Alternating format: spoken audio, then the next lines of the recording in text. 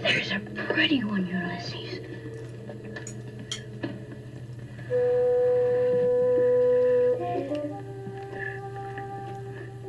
There it is.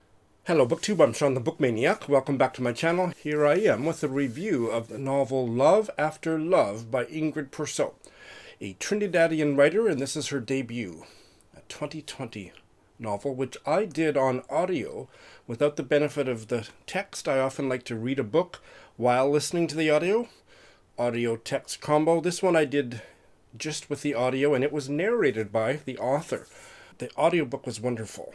Sometimes I qualify my reviews when it's by audiobook only, because maybe I just like the audio narration. But when it was narrated by the author, I'm just going to throw caution to the wind and say it wasn't just the audiobook, damn it. It's a wonderful novel. I loved it. Very touching, very emotional story. It's a Shawn book.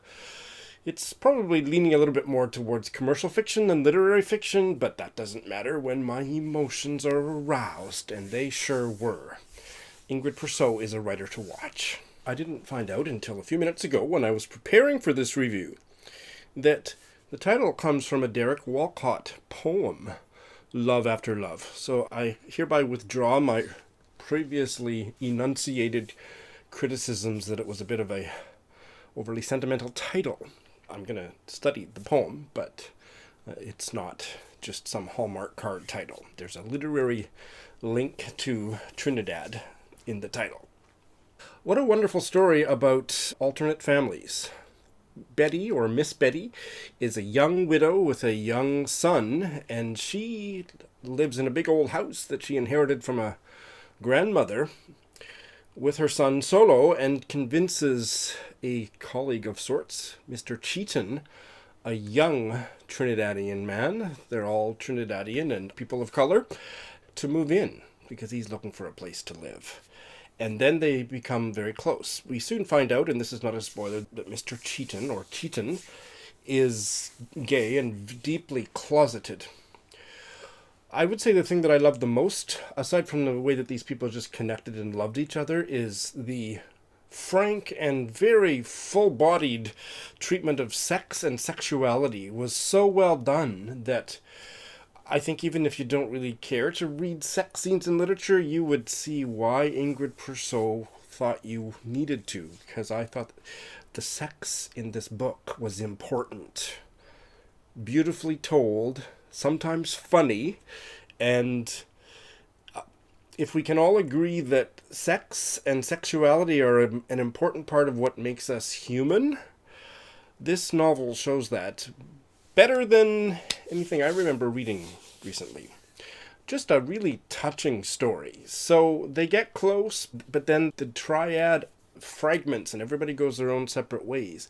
And I realized as I found myself following the three main characters, Betty, her son Solo, who has now grown up to the point where he's like 17 or something, and Mr. Cheaton, as they all go their own separate ways and they're no longer together in this story, I was missing the togetherness because it was so touching in that hard-won way that I love in fiction. I don't like anything that's too sentimental, too hallmarky, but when it's hard-won, the emotional connectedness of the characters was just beautiful, and then they all separated, as I've said about 3 times.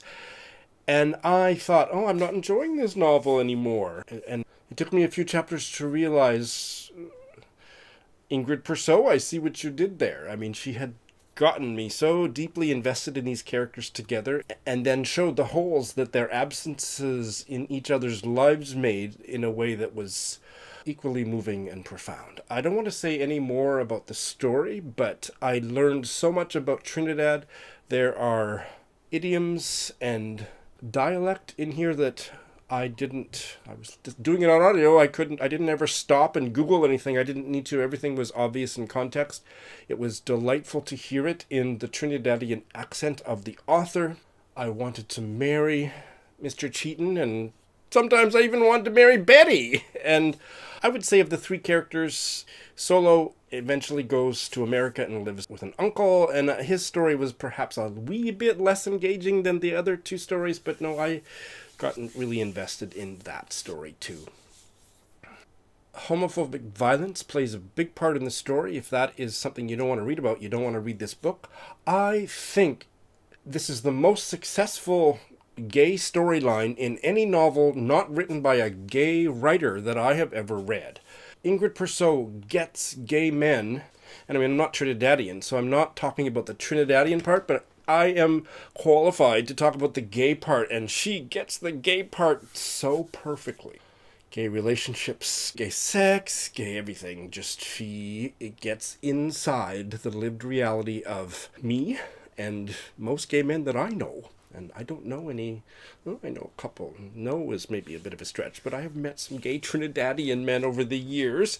But I'm not qualified to talk about that. I just thought the gay part of the novel, which is a full third of the novel, is so well done. And I loved Miss Betty.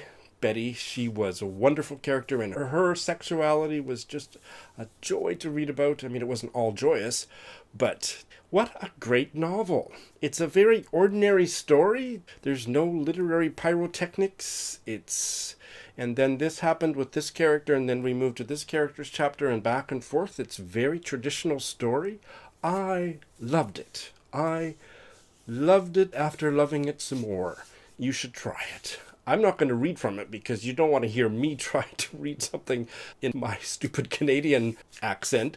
I will put a link to a sample. I don't think it's from the audiobook, but it's of the author, Ingrid Persaud, reading a 5-minute section about Mr. Cheaton's story. I'll put a link in the show notes. You can listen to her in her voice. And so check that out, and then check the book out. Thanks in no small part to Eric Carl Anderson. It has just been nominated for a Costa Book Award, shortlisted for first novel, and it better win. I don't know who else is nominated, but I'm voting for this one. Thanks for watching.